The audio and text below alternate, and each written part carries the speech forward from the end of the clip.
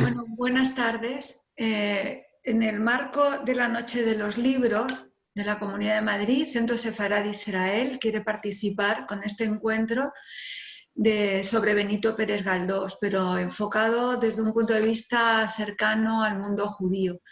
Y para eso tenemos privilegio, y digo privilegio porque tenemos uno de los grandes expertos en Benito Pérez Galdós, a Francisco Cánovas y a Borja Martínez. Francisco Cánovas es profesor y ha publicado recientemente una biografía sobre Benito Pérez Galdós que se llama Vida y obra y pensamiento de Benito Pérez Galdós.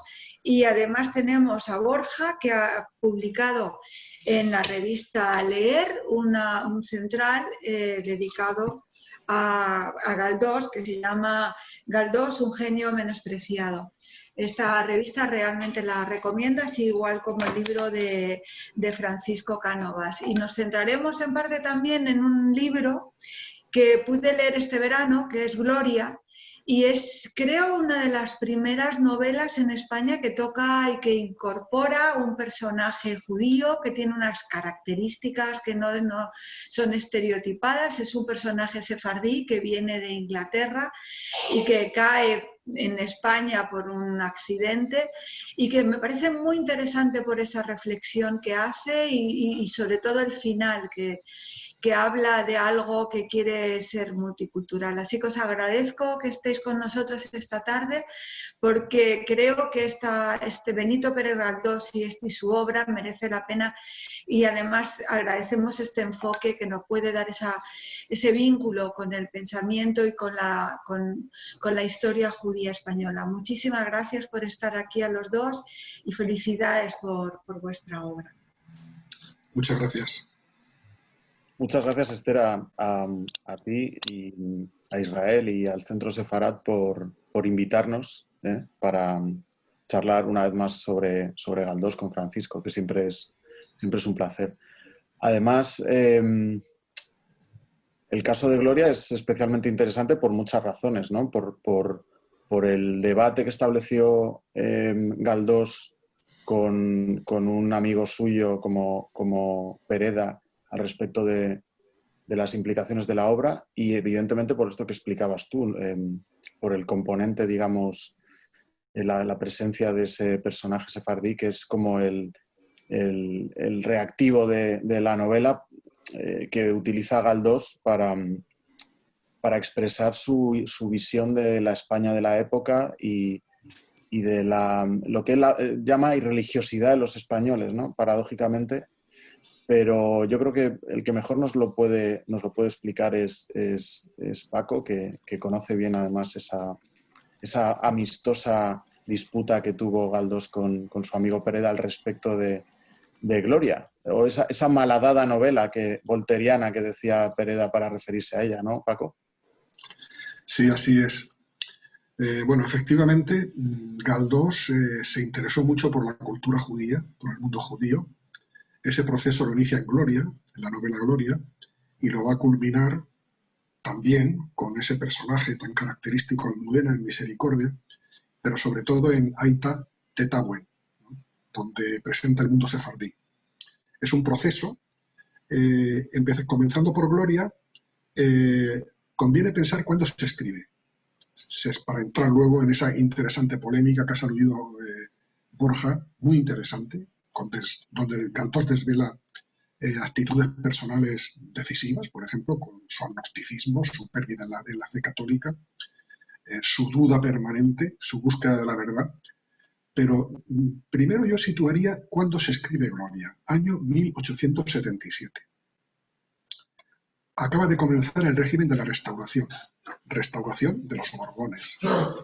Es el final del sexenio democrático, que la Constitución de 1869, muy avanzada, estableció la libertad de expresión, de asociación, la libertad de cultos, y todo eso, Cánovas del Castillo, el hombre fuerte de la Restauración, con el marqués de Orobio, o lo que algunos llamaban oprobio, ¿no?, lo liquida, con una fuerte involución en las libertades.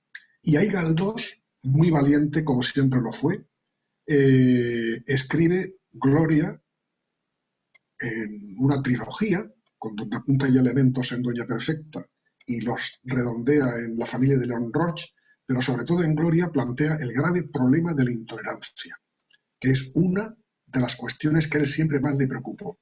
La intolerancia del carlismo, la intolerancia católica, el clericalismo. Pensaba que la intolerancia dañaba la convivencia y por eso escribe esta novela. Una novela, luego hablaremos un poco de sus contenidos, supongo, una novela que interesó mucho a los lectores, pero que a su amigo Pereda, muy buen amigo, pese a ser muy diferentes, es uno de los rasgos de Galdós, los amigos que tuvo de ideas y valores totalmente diferentes, como Pereda o como, por ejemplo, Clarín o Francisco Giner de los Ríos, ¿no? Pues como has dicho muy bien, Borja, Pereda dice, qué pena, el gran escritor español se ha metido de patitas en la novela volteriana. Qué pérdida para nuestra literatura, ¿no? Y en su correspondencia...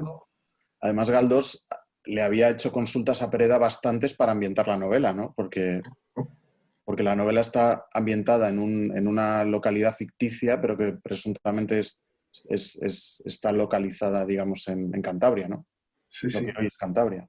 En los viajes que hicieron juntos, eran muy amigos, por Cantabria, conoció las principales ciudades, los principales pueblos, y allí se inspiró y de ahí sacó Ficóbriga, que es el pueblo inventado, literario, donde se sitúa la trama, ¿no?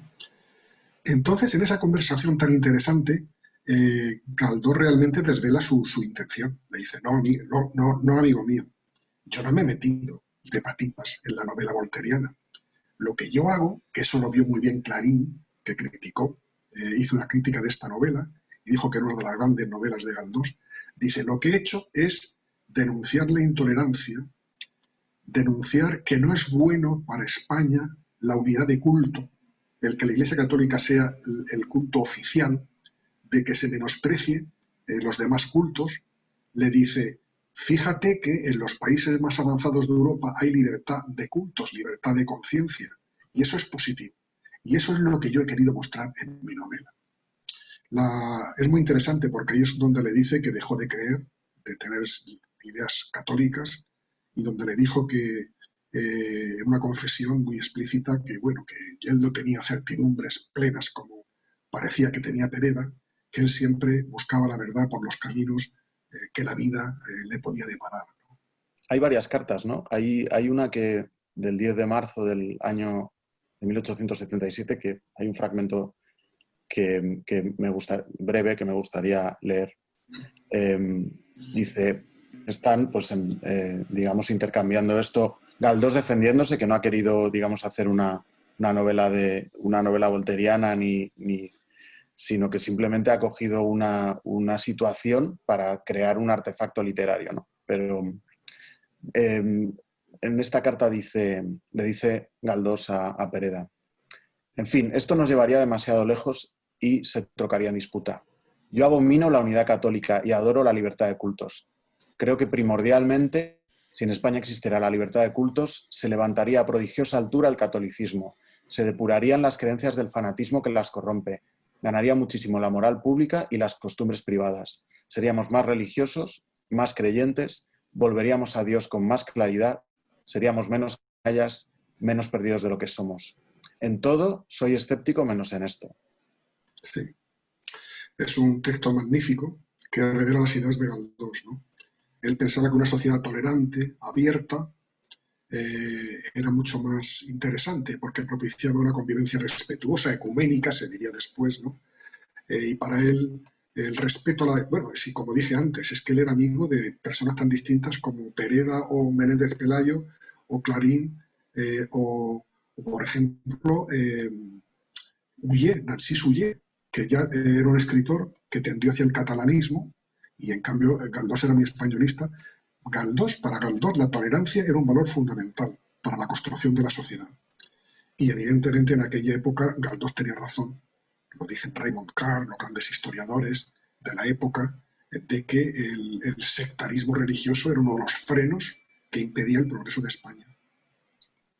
conecta ahí Galdós, digamos, con una tradición de apertura y de libre pensamiento que podría remontarse al erasmismo si quisiéramos, y por eso es significativo que escoja el ingrediente sefardí para explicar, digamos, ese choque, ¿no?, de creencias que vuelve desgraciados, digamos, a los protagonistas de Gloria, ¿no? O sea, es curioso cómo, digamos, recurre a lo que seguramente él considerara un gran error histórico, ¿no?, que es la expulsión de los judíos y las consecuencias que tiene eso en la historia de España. Eso conectaría un poco con la idea que tenía él de la historia de España, ¿no, Paco? ¿Cómo lo ves? Sin duda, sin duda. Hay un proceso desde mediados del siglo XIX, con Amador de los Ríos, por ejemplo, que plantea la necesidad de recuperar la cultura sefardí e integrarla en la historia española, en la cultura española. Ese proceso lo culminará a principios del siglo XX el doctor Pulido, Ángel Pulido, que inició una gran campaña para que se reconozca el valor de la cultura sefardí y se reconozcan los derechos de los sefardíes. Y Galdós va a acompañar ese proceso, sin duda, ¿no? Luego hablaremos, supongo, de Aït Tétouan, donde, por ejemplo, considera un valor positivo la tolerancia que se encuentra en Tetuán, una ciudad mestiza construida por españoles, por marroquíes, por judíos, por renegados, donde él aprecia dos cosas que valoraba mucho, que era la tolerancia religiosa y también la libertad sexual, de alguna manera, ¿no? Por ejemplo, Santiuste, uno de los protagonistas, lo hablaremos más, supongo, de esta novela, sí, se maravilla de esa realidad distinta, ¿no?, que el nacionalismo españolista había denostado, ¿no?, la riqueza de la, dice Santiuste. Yo he visto discutir en Tetuán a moros y a judíos por asuntos de dinero. Dice, pero nunca por temas religiosos, ¿no?, lo cual lo ve como un hecho muy positivo, ¿no? Entonces yo creo que Galdós conecta, que fue un hombre valiente, comprometido con la sociedad, con este movimiento de reconocimiento y recuperación de la cultura sefardí, como un ingrediente esencial de la cultura española. Y en eso se inscribe sus obras. ¿Cómo se refleja en Gloria, digamos, ese conocimiento que podía tener Galdós de la realidad sefardí y que, digamos, aparece quizá de una manera un poco insospechada, ¿no? Porque podría haberse aproximado a esa novela un poco, pues, de un amor imposible, ¿no?, de otras muchas maneras, y escoge, sin embargo, ese tipo de conflicto, ¿no?, que es un conflicto que tiene sentido en la España de ese momento, ¿no? ¿Cómo refleja Galdós los ingredientes, digamos, sefardíes en Gloria? Luego será mucho más claro, bueno, por las connotaciones que tiene ambientar un episodio nacional en el norte de África, tiene otras posibilidades, ¿no? Pero en Gloria, ¿cómo se refleja eso? Bueno, recoge una familia sefardí de raíces hispánicas. La madre de Daniel Morton, del protagonista, es Esther Espinosa. Los Espinosa es un apellido que surge en el Califato de Córdoba y que, bueno, tuvo desarrollos en Portugal y en España importantes. Baruch Espinosa, el famoso filósofo. Entonces, bueno, elige una familia de la diáspora que se ubica en Alemania, en Hamburgo, donde nace Daniel Morton, y que luego, por sus actividades económicas, termina en Inglaterra, otro foco importante de acogida de judíos sefardíes y de judíos en general, ¿no? Entonces yo creo que la familia Espinosa, la familia Morton, refleja muy bien lo que fue la diáspora de los judíos sefardíes. Y efectivamente, él sobre todo, la trama central de la novela es el conflicto religioso, por la intransigencia de las dos familias, porque Daniel Morton hay un momento en que se plantea, sin estar muy convencido, por amor, en asumir el cristianismo, cosa que al final no hace. Los dos bastiones de la intransigencia son el padre de Gloria, la antigua, la familia la antigua, y la madre Esther, que le dirá a Daniel de que no renuncia a su raza. Más que de religión, le habla de que no renuncia a su raza, ¿no?, una raza perseguida por los cristianos, ¿no? Esos son los dos polos de intransigencia. ¿Cómo lo soluciona Galdós? Con el hijo. El hijo es... La síntesis del hijo es muy curiosa porque también es muy simbólica, ¿no? Porque el crío se llama Jesús, ¿no? Y está llamado a redimir la intransigencia de sus, bueno, no de sus padres, sino de las familias y de la sociedad en la que tuvo lugar, digamos, el conocimiento de ellos, ¿no? Efectivamente. En muchas novelas, los hijos que nacen, Éspero, en El Caballero Encantado, en diferentes, los hijos simbolizan la nueva sociedad. Y en este caso, Jesús, el hijo de Daniel y de Gloria, es la esperanza de una construcción de una sociedad, de la construcción de una sociedad tolerante, respetuosa, que acogiese con normalidad las diferencias, ecuménica, que diríamos ahora, ¿no? Ese es el proyecto de Galdós, sin duda. Para Galdós, la diversidad era riqueza, frente a la doctrina oficial de la época, ¿no? Que era un cristianismo en España muy intolerante, muy duro.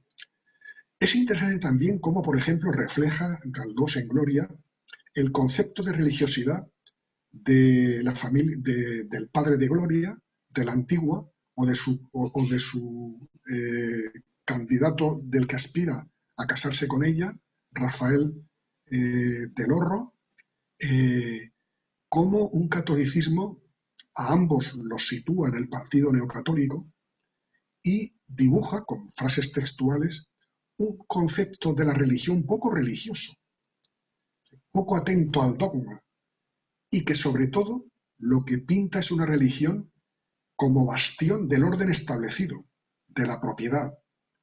Como diría en el Parlamento, en el Congreso de los Diputados, un primer ministro español, Bravo Murillo, dar al pueblo mucha religión para que no se haga revolucionario. Ese concepto, que es una distorsión de la religión, aparece dibujado precisamente en Gloria, de forma muy clara y muy explícita. Como elemento de control social, la religión, evidentemente. ¿Cuál era la... ¿cuáles habían sido, digamos, las fuentes de conocimiento que pudo tener Galdós en el Madrid de su época digamos, del rastro de judío o de lo que podía quedar en Madrid de su presencia o de la presencia ocasional que podía haber de judíos en Madrid, ¿no? Porque es verdad que había un contacto o había... se dice incluso que había pequeños núcleos, había familias que vivían en el centro de Madrid que se dedicaban al comercio de paños, por ejemplo. ¿De dónde saca Galdós, cómo se familiariza un poco con el hecho judío para reflejarlo en Gloria y más adelante en Aita Tetagun? Bueno, Galdós era un gran aficionado a la historia, leía mucho, y él conocía los escritos de Amador de los Ríos. Después se incorporará a todo el movimiento liberal que va a reivindicar la cultura judía, con el doctor Pulido, pero no hay certidumbre de que Galdós tuviese estrechas relaciones con personalidades o personajes judíos en Madrid en su tiempo. Se dice de que mantenía correspondencia con un judío sefardí de Grecia, de Salónica, y que ahí tenía un elemento de información. Sobre el tema por ejemplo, del lenguaje, del habla, referido a Aita Tetagun, no existían en la época de Galdós estudios muy avanzados. Habrá que esperar a Benalloy, en el siglo XX prácticamente, los primeros estudios serios. Yo creo que es una aproximación histórica global y compartir todo el pensamiento liberal progresista. Pensemos, por ejemplo, el impacto del caso Dreyfus en Francia, ¿no? De que había que abordar este tema, de que había que superar de una vez todos los recelos que la cultura tradicional conservadora estaba dañando, ¿no? Claro, porque en la España del momento en el que aparece Gloria, en 1877, ¿cuál era, digamos, la mentalidad respecto a lo judío y a los judíos? Había esa pervivencia, digamos, del recelo y de la intransigencia, entiendo, ¿no? Sí, Yo creo que, lo dije antes, es muy importante la fecha, 77. ¿eh? Después, 2 años después de que comienza el régimen de la Restauración, con una involución en las libertades muy importante, donde, por ejemplo, se produce la depuración de los catedráticos de la Institución Libre de Enseñanza. Ahí la formarán, ¿no? Un movimiento liberal, progresista, que muchos de ellos van a defender la necesidad de recuperar la cultura judía como un ingrediente de la cultura española, ¿no? Yo creo que en ese contexto es en el que Galdós se plantea hacer esta novela. De una forma brutal, aborda la cuestión religiosa, básicamente, ¿no? Pensemos que en el año 75, 2 años antes de que Galdós escriba Gloria, el marqués de Orobio, ministro de Fomento, emite una norma diciendo que el catedrático que critique los dogmas de la Iglesia Católica o que critique a la monarquía será expulsado de la universidad. En este contexto regresivo de intolerancia es cuando Galdós da un paso al frente y plantea la necesidad de construir una sociedad mucho más abierta, menos regresiva, más comprensiva, ¿no? Pero en la cultura tradicional y en la cultura conservadora española pervivían todos los tópicos de los supuestos males de los judíos, ¿no? Y eso es lo que Galdós quiere empezar a combatir. Galdós, Giner de los Ríos, Segismundo Moret, el doctor Pulido especialmente, Amador de los Ríos. Hay un movimiento para revisar todo esto. Sí, Galdós, digamos que pertenecía a ese grupo liberal, porque al final Galdós, lo que era la personalidad de Galdós era marcadamente liberal, ¿no? En el sentido más amplio de la palabra, y él pertenecía, digamos, a esa élite que pretendía una transformación de la sociedad española, ¿no? Así es, sí. Y sobre todo a partir de principios de siglo. Pensemos que el bombazo cultural y político que fue Electra, y a partir de ahí inicia un proceso era liberal en cuanto a respeto de las libertades básicas, pero se va a hacer un demócrata muy convencido que finalmente opta por la república, porque entiende que la república es una vía para avanzar en la democracia, porque considera que la alianza del altar y del trono de la Iglesia Católica y de la monarquía hacía mucho daño y estaba bloqueando el progreso de España, ¿no? Entonces ahí Galdós tiene un proceso en el que hay que inscribir esta visión de la cultura, una cultura más abierta, más tolerante, más permisiva, más respetuosa. Pienso que es una de sus aportaciones, sin duda. Y en esa perspectiva es donde introduce la reivindicación de la cultura judía. Hay un ingrediente, es verdad que tú en tu libro, digamos que los asuntos personales y los que están relacionados con las mujeres, por ejemplo, en la vida de Galdós, pero lo tocas poco, ¿no? Porque quieres, digamos, respetar esa parcela, ¿no? Pero es verdad que hay un personaje curioso en la vida de Galdós, que es Concha Morel, que en un momento dado se convierte y adopta incluso el nombre de Esther, ¿no? Entonces, no sé si por ahí también hay algún tipo de sensibilidad de Galdós hacia el judaísmo, no lo sé cómo lo ves eso. Sí, bueno, yo, como has dicho muy bien, no he profundizado mucho en las relaciones sentimentales de Galdós porque él siempre dijo que eran de ámbito privado. A él no le gustaba hablar de eso. Entonces yo en mi libro informo de las relaciones básicas que tuvo. Él no se casó nunca, fue soltero, pero tuvo relaciones con varias mujeres a lo largo de su vida, y yo relato lo esencial de esas relaciones, pero no creo morbo, ni escarnio, ni con un sentido oportunista fomento esto, ¿no? Por respeto al escritor, ¿no?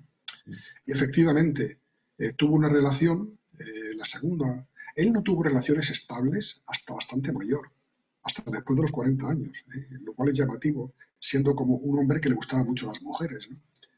Pero también era muy exigente, estaba muy cómodo en su casa, rodeado de mujeres que le atendían, que le dejaban escribir, y nunca sintió la necesidad de casarse.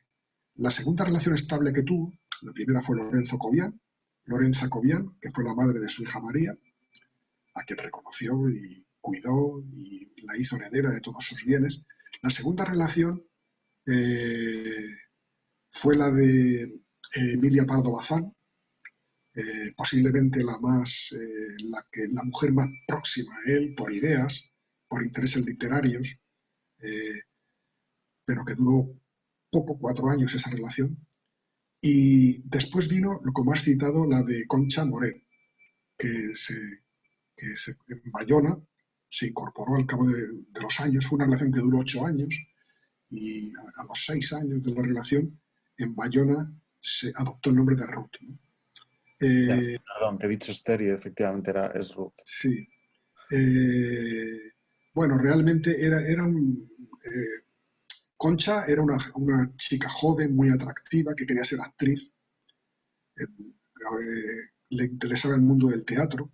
No consiguió consolidarse profesionalmente y tenía bastantes problemas psicológicos, bastantes inestabilidades. Por eso la relación se fue deteriorando, ¿no? Y al final intentó Galdós, ayudándole económicamente, pues que quedaran bien, ¿no?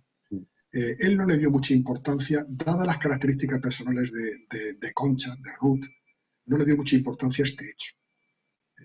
Pensaba que era una forma que no era un convencimiento sólido, firme, dada la característica de ella, ¿no? No le dio una gran importancia. Curiosamente, Concha le dijo que terciara en España con el debate sobre Dreyfus, un debate en Francia durísimo, como es sabido, ¿no? De una gran repercusión social. Y Galdós, que se mojó tanto, aunque quizás fue unos años después, aquí en España, no quiso terciar en el debate Dreyfus. Él estaba muy interesado en que su obra se desarrollase en Francia, se extendiera en Francia, se difundiera, y yo no sé si, por preservar eso, no quiso terciar en este debate. Cuando, por ejemplo, a partir de 1907, fue por todos los pueblos de España pronunciando mítines rompedores, denunciando el clericalismo, criticando la monarquía, o sea que fue muy valiente. Pero en el momento en que Concha le pide que tercie en el debate del caso Dreyfus, no lo consideró oportuno. Es curioso porque además es un debate que en España tuvo mucha repercusión también, o sea que hubiera tenido perfecto interés o posibilidad de hacerlo, ¿no? Pasando un poco a Aita Tetauen, que es, yo creo que es un episodio relevante. Han pasado muchos años, porque creo recordar que este episodio se publica en 1904, ¿puede ser? ¿5? Sí, 1904, sí. 1904. Han pasado muchos años, la manera de escribir de Galdós ha cambiado, su forma de afrontar incluso la escritura, ¿no? En algún momento él dice que quizá es el episodio más difícil de escribir porque, o en algunos aspectos, al menos en lo que tuvo de documentación y de preparación, ¿no? Porque él, digamos que quería ser fiel a ese mundo del norte de África donde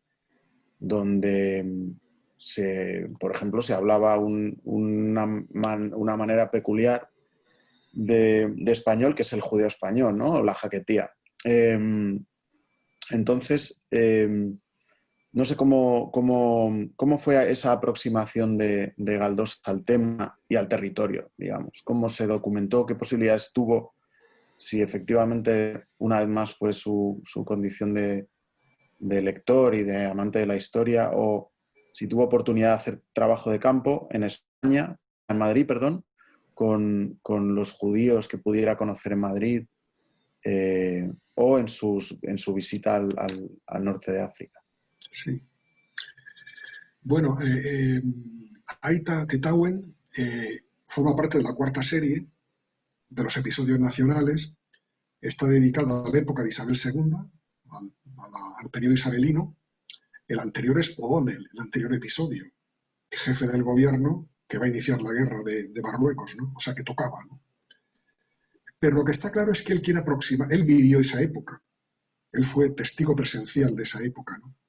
Lo que está claro es que en 1900, cuando escribe esto, que era otro Galdós, evidentemente un Galdós mucho más comprometido, que en el año 59-60, que fue cuando se produjo la guerra, él quiso hacer algo distinto. de lo que se había hecho en España. En España, bueno, esta guerra, para situarla, fue una guerra de prestigio. O sea, se la monta el general Leopoldo O'Donnell, que presidía la Unión Liberal, para buscar un motivo de una cierta unidad nacional en torno a una empresa, recuperando esos ribetes imperialistas que habían desaparecido con la pérdida de las principales colonias varias décadas antes.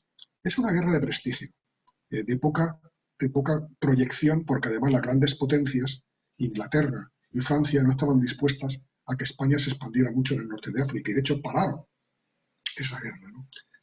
Entonces, cuando se produjo la guerra, hubo una literatura, el Marqués de Molins hizo una campaña para que los poetas, los escritores, hiciesen cantos a esta guerra, en los términos más nacionalistas, más españolistas, más tópicos que nos pudiéramos imaginar.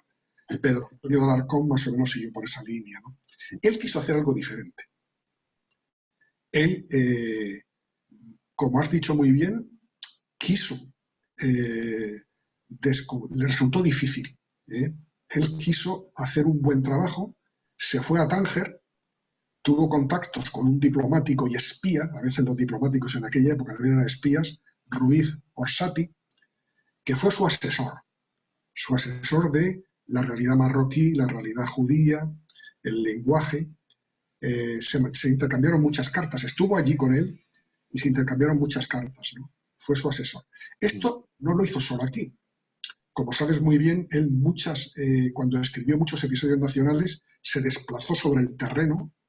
Por ejemplo, estuvo en la casa de Zumalacárregui, cuando quiso hacer aquel episodio, ¿no? O estuvo en Cataluña, estuvo en muchos sitios sobre el terreno para tratar de ver las coordenadas geográficas, hablar con gente. Por ejemplo, pues Gabriel Araceli se lo contó ese personaje cuando paseaba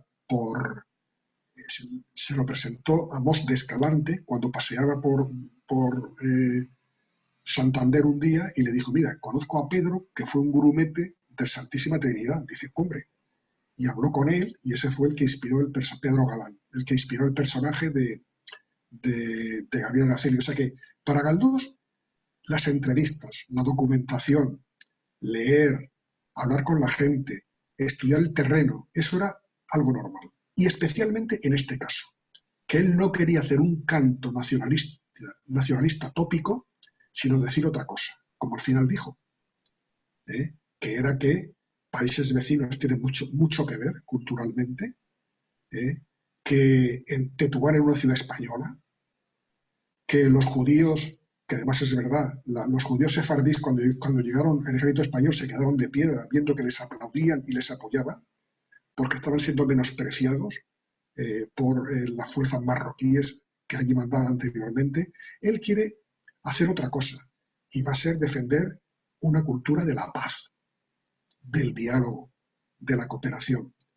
que personifica en Juan Santiuste, uno de los personajes, uno de los protagonistas que se enamora en Tetuán, por ejemplo, ¿no? Y que descubre esa cultura híbrida, esa cultura mestiza, ¿no? Esa riqueza cultural que le suena, que la ve cercana a lo que era la cultura española, ¿no? Eso es lo que quiere contar. Y evidentemente para hacerlo procura documentarse lo mejor que puede. Bueno, Santiuste cruza el estrecho y se encuentra ahí con cosas efectivamente muy familiares, cosas muy distintas y muy familiares. Ese mundo un poco, digamos, exótico, pero familiar a la vez, ¿no? Sí, se enamora, ve una realidad cultural que le suena, que le era familiar, como dices tú muy bien, y entiende que frente a las armas, el final del episodio es muy interesante. Es cuando se encuentran Santiuste y Alarcón. Alarcón es personaje de la novela, ¿no? Y le dice: vosotros habéis intentado ganar la guerra con las armas. Yo quiero ganar el futuro con la paz. Y le dice: Pedrito, ya veremos, así es como termina el episodio, cuál es la fórmula más eficaz, ¿no? Efectivamente, Santiuste descubre un mundo nuevo, que es lo que quiere hacer Galdós. Por ejemplo, aparece un renegado, Ansúrez, Nasiri, que un poco va a recoger lo que era la posición musulmana tradicional, ¿no? De rechazo al invasor. Más curiosamente, de una familia ilustre, los Ansúrez, ¿no? Son los dos personajes. Nasiri hace el relato desde la óptica musulmana y Santiuste la hace desde la óptica española, pero no al modo militar de los guerreros, ¿no? Sino con una cultura de la paz como alternativa, ¿no? Él pinta a Tetuán como una paloma blanca amenazada por dos enemigos. Los militares marroquíes, montañeses, dice, posible alusión a los rifeños, ¿no? Y los militares españoles. Si bien es verdad que luego los españoles van a imponer con O'Donnell, cuando el ejército llega allí, y después el general de Castro, van a imponer un gobierno municipal que por primera vez reconocerá a los judíos. Y los judíos a partir de ahí, que estaban excluidos del gobierno municipal de Tetuán, a partir de ahí tendrán un protagonismo no solo económico, que ya lo tenían, sino político. Un proceso que ya se acentuará en todo el siglo XIX, ¿no? Galdós quiere hacer un relato diferente de lo que eran los relatos patrioteros de la guerra que había hecho el Marqués de Molins y otros, ¿no? Sí, porque además cuando escribe Aita Tetauen, los intereses de España en el norte de África siguen vigentes, bueno, han evolucionado también en el contexto, digamos, de las tensiones internacionales que terminarán desembocando, digamos, en la Primera Guerra Mundial, ¿no? Entonces, el sentido de escribir ese episodio nacional en ese momento, no sé si también tenía una intencionalidad política más allá de esa exhortación general al entendimiento y a la paz. Sí, anticipa este episodio nacional, Aita Tetauen, anticipa la guerra de Marruecos, la Segunda Guerra de Marruecos, que comenzó 5 años después, cuando las cabilas rifeñas atacaron Melilla, atacaron algunas minas que eran propiedad de ilustres familias españolas, romanones, entre otros, ¿no? Y eso provocó una reacción militar inmediata, que bueno, que fue desastrosa. Terminó con el desastre de Anual, provocó la Semana Trágica de Barcelona, con una oposición de todas las fuerzas progresistas a que los soldados se embarcaran para ir a África, porque solamente iban los soldados pobres, quienes no tenían dinero para pagar la tasa correspondiente y librarse del servicio militar. Y Galdós, precisamente cuando estalla la Segunda Guerra de Marruecos, va a hacer muchos mítines denunciando esa guerra, diciendo que no es camino de futuro esa guerra. Él intervendrá en mítines en grandes ciudades diciendo que es una guerra que va al desastre, como así fue, ¿no? La Semana Trágica de Barcelona provocó una gran represión, la crisis del gobierno Maura, el grito Maura no, que Galdós compartió. De alguna manera, Aita Tetauen es un discurso a favor de la paz contra la guerra, que desgraciadamente no sirvió para parar la Segunda Guerra de Marruecos. Sí, hay como un arco literario entre Aita Tetauen, se me ocurre, sobre la marcha, y La ruta de Arturo Barea, que es una denuncia, digamos, de la brutalidad de la guerra en Marruecos en los años 20, ¿no? Pero efectivamente, un poco abundando en ese esfuerzo que siempre tenía Galdós por documentar y porque los episodios tuvieran un rigor, pero no un rigor estéril, sino un rigor muy vivo, muy relacionado con la escritura y con la literatura. Sí que se ha documentado ese esfuerzo por aproximarse al judeo español del norte de África de ese momento. Incluso se han documentado en algunos estudios todos los giros del judeo español que aparecen en Aita Tetauen. Por ejemplo, hay un artículo muy interesante en la revista de Filología Española de Juan Martínez Ruiz, de los años 70, que hace un minucioso estudio, digamos, de esos rasgos, ¿no? Pues Paco, no sé si quieres añadir algo a todo esto, pero yo creo que podríamos concluir que efectivamente la aproximación de Galdós al asunto judío, al asunto sefardí, tiene un interés muy particular y un sentido muy, muy relacionado con primero con sus convicciones y con las intenciones políticas que pudiera tener su literatura en diversos momentos, ¿no?